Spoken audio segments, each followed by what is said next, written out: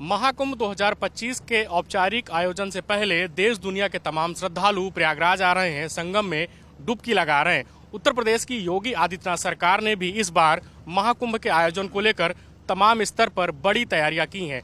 महाकुंभ का क्या इतिहास है, महाकुंभ की क्या मान्यता है, ऐसे तमाम सारे विषयों पर हमारे साथ प्रयागराज में संगम तट पर लाइव टाइम्स की टीम के साथ ग्राउंड जीरो पर संगम नदी पर बात करने के लिए कई विद्वज्जन हैं, जिनमें इतिहासकार विजय सिंह जी हैं, हमारे साथ हैं वरिष्ठ लेखक साहित्यकार जिन्होंने कई सारी पुस्तकें धर्म और अध्यात्म में लिखी हैं, अरुण त्रिपाठी जी हैं। इसके अलावा विनोद माधव त्रिपाठी जी जो आचार्य जी हैं वह भी हैं। हम इन लोगों से बात करके जानने की कोशिश करेंगे कि ये जो प्रयागराज में महाकुंभ का बड़े स्तर पर दिव्य और भव्य आयोजन हो रहा है, इसकी गुरुजी इसकी क्या मान्यता है और महाकुंभ का जो आयोजन हो रहा है इसको लेकर क्या महत्व, इतिहास में इसके बारे में क्या कहा गया है पौराणिक कथाओं में? पौराणिक कथाओं में और इतिहास में हम लोग तो महाराजा हर्षवर्धन के काल से ये लिखित रूप से दिखता है। वैसे ये पौराणिक क्या, ये अगर हम कहें कि त्रेता सतयुग द्वापर में भी इसका महत्व उतना ही था जितना आज है तो गलत नहीं होगा। और क्या क्या इतिहास में इसके बारे में दिया गया है, कितनी मान्यता, कितने वर्ष में होंगे? कुंभ कई तरीके के हैं, अर्ध कुंभ, कुंभ और इसके बाद महाकुंभ के आयोजन होते रहे। इस बार महाकुंभ का आयोजन हो रहा है त्रिपाठी सर, तो इसके बारे में ज़रा बताइए हमें विस्तार से। जी बिल्कुल आपने सही कहा, महाकुंभ का आयोजन है। और वैसे तो जो शास्त्र में है हमारे यहाँ कुंभ और अर्ध कुंभ की महत्ता है। प्रत्येक 12 वर्ष में कुंभ और 6 वर्ष में अर्ध कुंभ प्रयागराज में लगता है। महाकुंभ हम लोग इसको और श्रेष्ठ और अच्छा बनाने के लिए इसको कह रहे हैं। तो ये जो आयोजन है 12 वर्ष के पश्चात हुआ है। जैसा कि आपको पता है, जगह जगह आप देख रहे होंगे होर्डिंग्स में लगे हैं कि एक बार जब देवता और दानों का संग्राम हुआ था तो अमृत के लिए समुद्र को मथा गया। उस समुद्र मंथन में 14 रत्न निकले। उन 14 रत्नों में लक्ष्मी भी थी, उनके साथ साथ अमृत भी निकला था। और वो अमृत के लिए जब देवता दानवों का संग्राम होने लगा, देवता सूर्य ने इशारा किया इंद्रपुत्र को और इंद्रपुत्र ने उस अमृत को लेकर के 12 स्थान पे गमन किया, 12 स्थान पे विश्राम किया। जैसा कि आप शास्त्रों से जानते होंगे कि जो देवताओं का एक दिन है वो हम लोगों के 100 वर्ष के बराबर होता है। तो वो इसी तरह से जो देवता ये थे, जो इंद्र के पुत्र थे, वो 12 स्थल पे रुके विश्राम के लिए। तो 12 स्थल में से 8 स्थल स्वर्गलोक या अन्य लोक में है और 4 स्थल ये मृतलोक में है, पृथ्वी पर हैं। वह 4 स्थल हैं हरिद्वार, नासिक, उज्जैन और प्रयागराज। तो उन्हीं स्थलों पे चूँकि अमृत ऐसा माना जाता है कि जब वो कलश यहाँ पे रखे तो वहाँ पे अमृत की कुछ बूंदें छलकी, उसी के कारण से ये हमारा जो इस विशेष नक्षत्र, जिन विशेष नक्षत्रों और योगों में उस समय अमृत की कलश यहाँ रखी गई, उसी नक्षत्र उसी मूल में यहाँ पे कुंभ का आयोजन किया जाता है प्रयागराज में। इसके साथ साथ जैसा कि अभी डॉक्टर विजय सर बता रहे थे कि राजा हर्ष यहाँ पे आया करते थे, जो इतिहास का प्रथम स्रोत लिखित रूप से हमको प्राप्त होता है। तो राजा हर्ष का यहाँ पे आगमन होता था और राजा हर्ष यहाँ पे आते थे। यहाँ पे बड़े बड़े महल बनाए जाते, जैसे आज आप देख रहे होंगे बड़े बड़े टेंटेज, संतों के बड़े बड़े गुंबद मंदिर बनाए जा रहे हैं और उनका पूरा साम्राज्य यहाँ आता था। 6 वर्ष में राजा हर्ष जो कुछ भी अर्जित करते थे, जो कुछ भी उनके राज्य की संपत्ति होती थी, सब कुछ वो दान करके जाते थे। जैसा कि हर्षचरितम में मिलता है कि राजा हर्ष ने यहाँ पे सर्वस्व दान कर दिया था, यहाँ तक कि अपना वस्त्र भी। कुछ ग्रंथों में मिलता है कि उनके गुरु ने उनको लंगोटी दिया, वो सिर्फ लंगोटी पहन के गए। हर्षचरितम में है कि उनकी बहन वो अपनी बहन से धोती मांगते हैं और अपनी धोती का भी दान करके जाते हैं।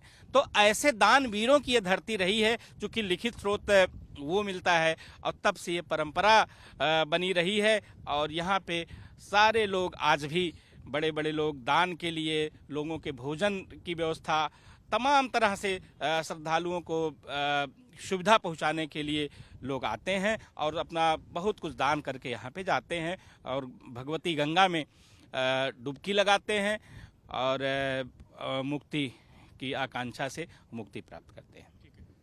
आचार्य जी, कहा जाता है कि जन्म जन्मांतर के जो अगर मनुष्य के कुछ पाप होते हैं तो संगम में डुबकी लगाते हैं, खास करके जब महाकुंभ का बड़ा आयोजन होता है, कई वर्षों बाद महाकुंभ होता है, तो उस दौरान स्नान करने से क्या कुछ पाप मिटते हैं, पुण्य मिलता है, या जो महाकुंभ का इतने बड़े स्तर पर आयोजन, उसको लेकर आपके क्या विचार हैं?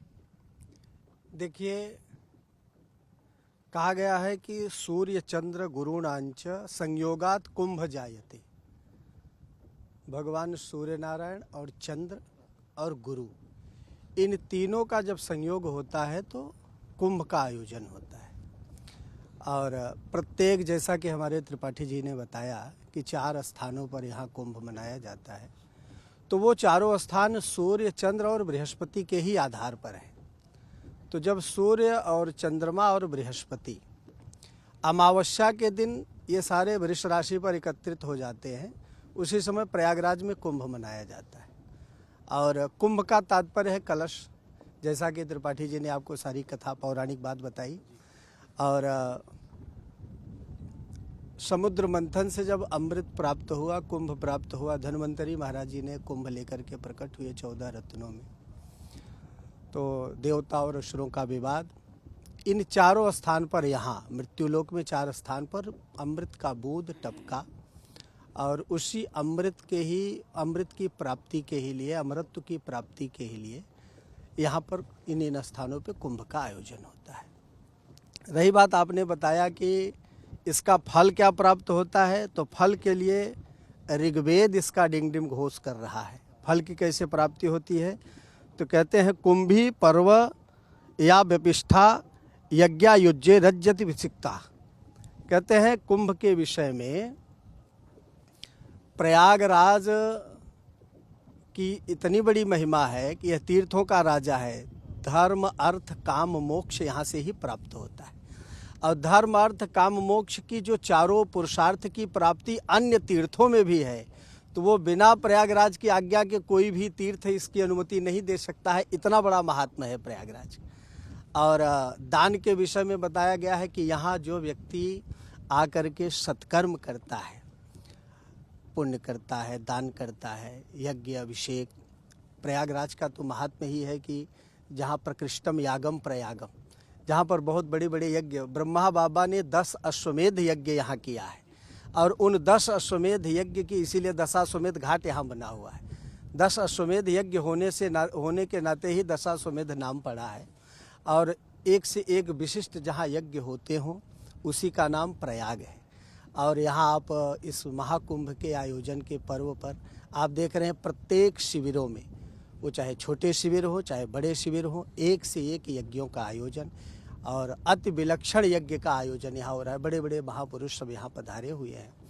और जैसा भी देव धनुज किन्नर नर श्रेणी सादर मज्जहि सकल त्रिवेणी, तो सारे लोग यहाँ, देवताओं का भी यहाँ आगमन, दैत्यों का भी आगमन, सारे, माने कहने का मतलब ये कि कोई छूटेगा नहीं जो यहाँ न पधारे। दान पुण्य के विषय में तो यहाँ तक लिखा गया है कि प्रयागे माघ मासे तु त्रय स्नानस्य यत् फलम। प्रयाग में और वो भी माघ महीने में स्नान करने का जो फल है, दशाश्वमेध सहस्त्रेण तत्फलम लभते भुवि। कहते हैं कि जो 10 अश्वमेध यज्ञ करने का जो फल है वो प्रयाग में माघ महीने में स्नान करने का फल है। और उस स्नान मात्र से व्यक्ति के समस्त पाप ताप संताप सब जल करके भस्म हो जाते हैं। ये हमारे पौराणिक मान्यता है, हमारे शास्त्रों में ऐसा उल्लेख है। डॉक्टर साहब, आप सामाजिक व्यक्ति हैं, तमाम सारे बड़े कार्यक्रमों में आपका आना जाना रहता है। इस बार महाकुंभ का आयोजन बड़े स्तर पर हो रहा है प्रयागराज की धरती पर, तो इसकी इस बार की खासियत क्या है? पिछले कुछ जो कुंभ हुए या महाकुंभ उससे पहले हुए उसमें और इस बार के महाकुंभ में आयोजन को लेकर आपके क्या कुछ बड़े अंतर दिखाई देते हैं? ऐसा नहीं है। प्रयागराज के महाकुंभ में हमेशा तैयारियां ऐसे ही होती थी पहले, और इस प्रकार की जो तैयारी ऐतिहासिक रूप से स्वतंत्रता के बाद की है तो 1954 में हुई थी।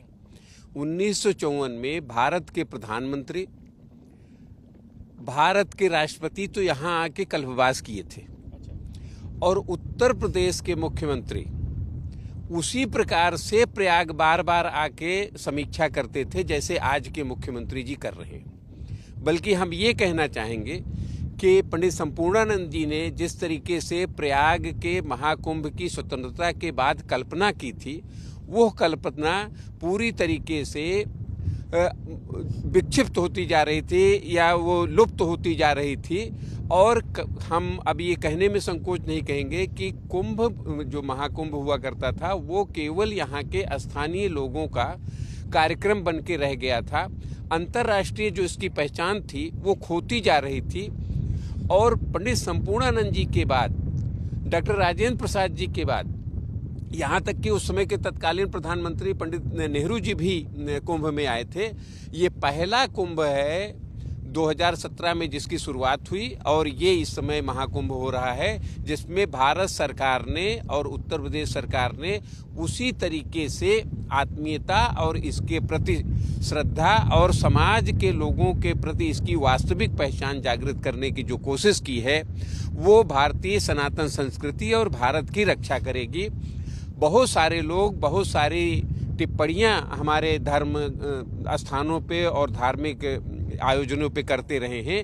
आज अगर हम देखें तो प्रयागराज ही नहीं, देश का सर्वांगीण विकास अगर हो सकता है तो वो ऐसे आयोजनों से जो हमारे पौराणिक रूप से निश्चित थे, यह एक उदाहरण साबित होगा आगे। और आगे आने वाली सारी सरकारों से हम अपेक्षा करेंगे कि इसी तरीके से आयोजन करें। और वर्तमान उत्तर प्रदेश के मुख्यमंत्री जी का धन्यवाद करेंगे कि वो जो है प्रयागराज की महाकुंभ की पहचान को पुनर्जीवित करने में जो अपना योगदान दिया है और दे रहे हैं, वो हम नगरवासियों के लिए और जनता के लिए बहुत बड़ी उपलब्धि होगी। उत्तर प्रदेश के मुख्यमंत्री खुद एक सन्यासी हैं, गोरच पीठाधीश्वर हैं सर। तो मुख्यमंत्री का लगातार बड़ा फोकस प्रयागराज में आयोजित होने वाले महाकुंभ को लेकर है, तो क्या मुख्यमंत्री योगी आदित्यनाथ का यहाँ आना जरूरी है या मजबूरी है? इसको आप किस प्रकार से देखते हो?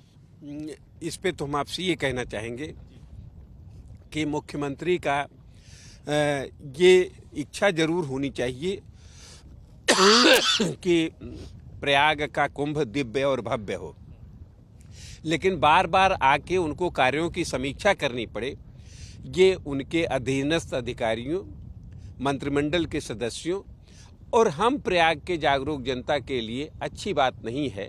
ये स्वतः हो जाना चाहिए, और हमको ऐसा महसूस होता है कि हम लोगों की अकर्मण्यता के कारण ये उनकी मजबूरी बन गई है कि उनको बार बार आके कार्यों की समीक्षा करनी पड़ रही है। केंद्र और राज्य सरकार का बड़ा फोकस इस बार महाकुंभ को लेकर है। पैसा बहुत आया है प्रयागराज में। आप किसी भी दिशा से प्रयागराज के अंदर जब आप आते हैं तो प्रयागराज का पूरा स्वरूप बदल चुका है सर। प्रयागराज के स्वरूप को बदलने के लिए माननीय मुख्यमंत्री जी और भारत के प्रधानमंत्री योगी जी ने जो कल्पना की है और उसके लिए जो धन उपलब्ध कराया है, उसमें जन भागीदारी सुनिश्चित करने के लिए स्थानीय स्तर पे और प्रयास होना चाहिए। और अगर प्रयास होता है तो प्रयागराज का दिव्य भव्य कुंभ दुनिया में ही नहीं अपना नाम रोशन करेगा, बल्कि प्रयागराज के जो विकास कार्य हैं वो भी एक आदर्श और दूसरों के लिए उदाहरण बनेंगे। त्रिपाठी सर, आपने कई पुस्तकें भी लिखी हुई हैं, नाथ संप्रदाय पर लिखी हुई हैं, धर्म अध्यात्म पर भी लिखी हुई हैं। महाकुंभ का जब आयोजन हो रहा है या कुंभ होता है या उससे पहले अर्धकुंभ होता है, तो यहाँ तमाम सारे जो श्रद्धालु हैं जिनकी अपने सनातन संस्कृति पर, अपने धर्म पर काफ़ी विश्वास है, वो लोग कल्पवास करते हैं। तो कल्पवास की क्या मान्यता है और वो लोग कल्पवास करते हैं तो उन्हें किस प्रकार का पुण्य अर्जित होता है? बिल्कुल आपने सही कहा। तो माघ मकर गति रवि जब हुई, तीर्थ पति ही आओ सब कोई, देव दनुज किन्नर श्रेणी, सादर मज्जह सकल त्रिवेणी। तो जब माघ महीने में सूर्य मकर राशि में प्रवेश करता है, उस समय देवता, दानव, यक्ष, गंधर्व, मनुष्य और सभी प्राणी प्रयाग की तरफ आ जाते हैं, क्योंकि सभी को यहाँ पे त्रिवेणी में स्नान करना है। सबको अपनी मनोकांक्षा अनुरूप चीज़ें प्राप्त करनी है, मुक्ति प्राप्त करनी है, तो इसलिए यहाँ पे सारे लोग इकट्ठा हो जाते हैं। जैसा कि आपने कहा कि यहाँ जो श्रद्धालु आते हैं कल्पवास के बारे में, तो जैसा कि इस शब्द से ही विलक्षित हो रहा है कि कल्पवास का मतलब एक कल्प तक वास करने का मतलब।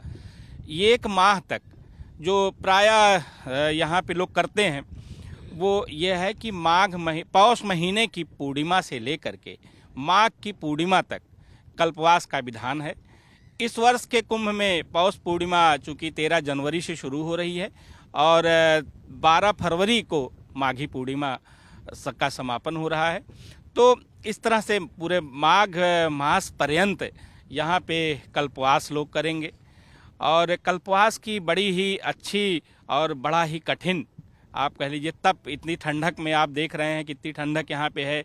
इस ठंडक में वो त्रिकाल संध्या, त्रिकाल स्नान, त्रिकाल तीनों पहर में उनके अपनी अपनी वो होती है। भोजन एक टाइम करना है, आग को नहीं तापना है, आग के पास भी नहीं जाना है कि आपको ठंडी बिताने वो करने के लिए आग के पास आप चले जाएं। तो इस तरह से कठिन तप करते हुए यहाँ कल्पवास का विधान किया गया है। आचार्य जी, यहाँ पर काफ़ी संख्या में श्रद्धालु आते हैं, चारों पीठ के परम पूज्य जो शंकराचार्य जी हैं वो लोग भी आते हैं और सब लोग अपना पूजा अर्चना करते हैं। तो जो आम श्रद्धालु है उसको लेकर आप क्या कहना चाहेंगे?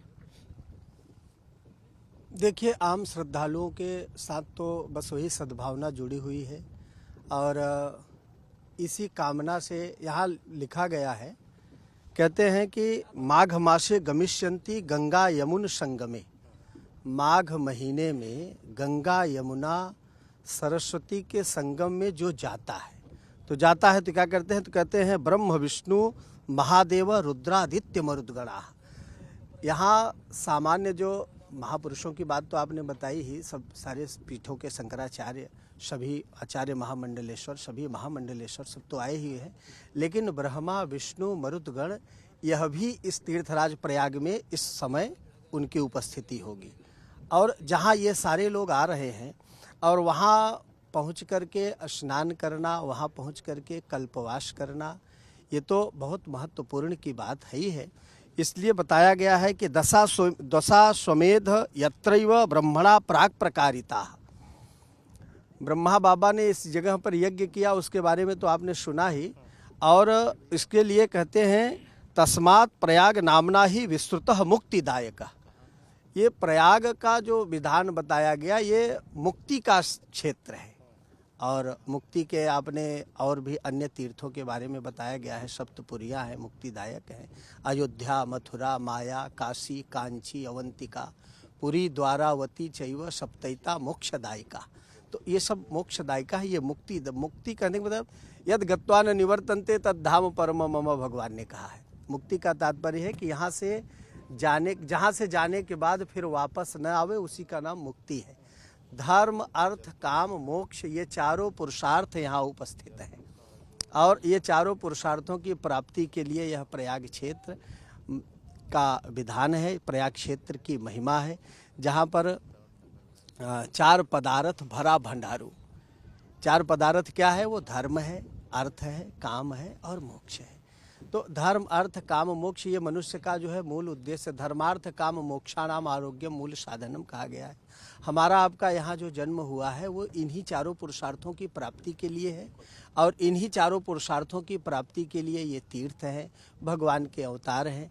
ये सारे इन्हीं विषयों को संपादित करते हैं, इन्हीं विषयों को बताते हैं। डॉक्टर साहब, बड़े स्तर पर जब ये महाकुंभ का आयोजन हो रहा है तो यहाँ पर लोगों को रोजगार भी बहुत मिल रहा है, यहाँ की अर्थव्यवस्था भी बेहतर हो रही है, महाकुंभ से अर्थव्यवस्था की तरफ भी लोग अग्रसर हो रहे हैं। तो ये जो नज़रिया है आपकी दृष्टि में, इसको लेकर आप क्या कहेंगे? हम इस पे बड़े गंभीरता से कहना चाहेंगे कि भारतीय सनातन संस्कृति की ही रक्षा उत्तर प्रदेश और भारत की सरकार वर्तमान इस महाकुंभ के व्यापक स्तर पर आयोजन करके नहीं कर रही है, बल्कि भारत के प्रत्येक नागरिक को स्वावलंबी बनाने के लिए, समर्थ बनाने के लिए और जीविकोपार्जन के लिए उपयुक्त अवसर प्रदान करने का एक अवसर भी दे रही है। और यह अवसर अगर हम नागरिक इस सरकार के उद्देश्यों को समझ के और उपयोग करते हैं तो प्रयाग की इकोनॉमी ही नहीं बल्कि देश की इकोनॉमी बूस्ट कर जाएगी, ऐसा हम विश्वास करते हैं। त्रिपाठी सर, यहाँ पर तमाम सारे प्रमुख साधु समाज के लोग, चारों पीठ के परम पूज्य शंकराचार्य जी लोग आते हैं, लेकिन अखाड़ों के बारे में, कितने अखाड़े हैं, उनका क्या महत्व है, उस बारे में ज़रा लाइव टाइम्स के कुछ दर्शकों को बताना चाहिए। जी। जैसा कि आपने बहुत बढ़िया प्रश्न किया, तो आदि गुरु शंकराचार्य ने एक ग्रंथ लिखा जिसको कि अखाड़ों का संविधान कहा जाता है। मठाम न्याय उसका नाम है। मठाम न्याय में कौन शंकराचार्य होगा, किस तरह से शंकराचार्य के लिए क्या योग्यता होनी चाहिए, कौन कौन से अखाड़े होंगे, उसके बारे में विस्तृत वर्णन प्राप्त होता है। तो चूँकि चारों पीठ के शंकराचार्य और ये अखाड़े, आपके 13 अखाड़े बताए जाते हैं। आजकल कुछ अखाड़े और जुड़ जा रहे हैं, तो एक तरह से एक दूसरे में विलय हो जा रहा है। तो कुछ उसमें से शैव अखाड़े हैं, कुछ वैष्णव अखाड़े हैं। एक अलग परंपरा यहाँ पे अभी शुरू हुई है खाक चौक की। तो दंडी सन्यासियों का कुछ ऐसा वो है कि जो यहाँ पे खाक चौक व्यवस्था बनाने के लिए वो अलग तरह के वो संत हैं, कुछ दंडी सन्यासी हैं।